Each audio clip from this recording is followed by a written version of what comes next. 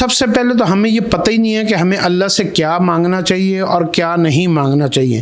ہماری زبان پہ ہر وقت ایک ہی سوال ہے، مجھے یہ مل جائے، میرے بچوں کی شادی ہو جائے، میرے رزق میں برکت ہو جائے، مجھے گاڑی مل جائے، مجھے گھر مل جائے، میرے بچے قابل ہو جائیں، ان کے رشتے ہو جائیں، فلان ہو جائے۔ دنیا مانگتے مانگتے مانگتے ہمیں سمجھ نہیں آتی کہ اللہ کن باتوں کو پسند فرماتا ہے، ہمیں مانگنا کیا چاہیے۔ ہمیں مانگنا جو چاہیے وہ ہم مانگتے نہیں، اور جو نہیں مانگنا چاہیے وہ ہم 24 گھنٹے مانگتے رہتے ہیں۔ تو حدیث کی دعاؤں کے اندر ہمیں اس کی رہنمائی کی گئی ہے۔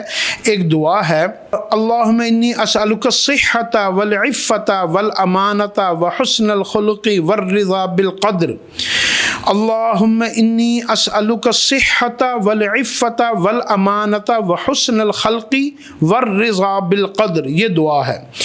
اس کا ترجمہ یہ ہے کہ یا اللہ، میں آپ سے سوال کرتا ہوں کہ تو مجھے صحت والی زندگی عطا فرما اور پاک دامنی حیا والی زندگی عطا فرما، اور مجھے امانت دار بنا، میں خائن، بددیانت، چور، ڈاکو، لٹیرا، دوسروں کا مال کھانے والا نہ بن جاؤں، مجھے امانت دار بنا، والامانت وحسن الخلق والرضا بالقدر، اور مجھے جو ہے اپنی ہر رضا کے اوپر راضی رہنے والا بنا دے کہ میرے ساتھ کوئی بھی مسئلہ آ جائے، میں قومے میں، میں انزائٹی میں، ڈپریشن میں نہ چلا جاؤں، میں آپ کے حکم کو تسلیم ہی نہ کروں، تو مجھے اپنی رضا کے اوپر راضی رہنے والا بنا دے۔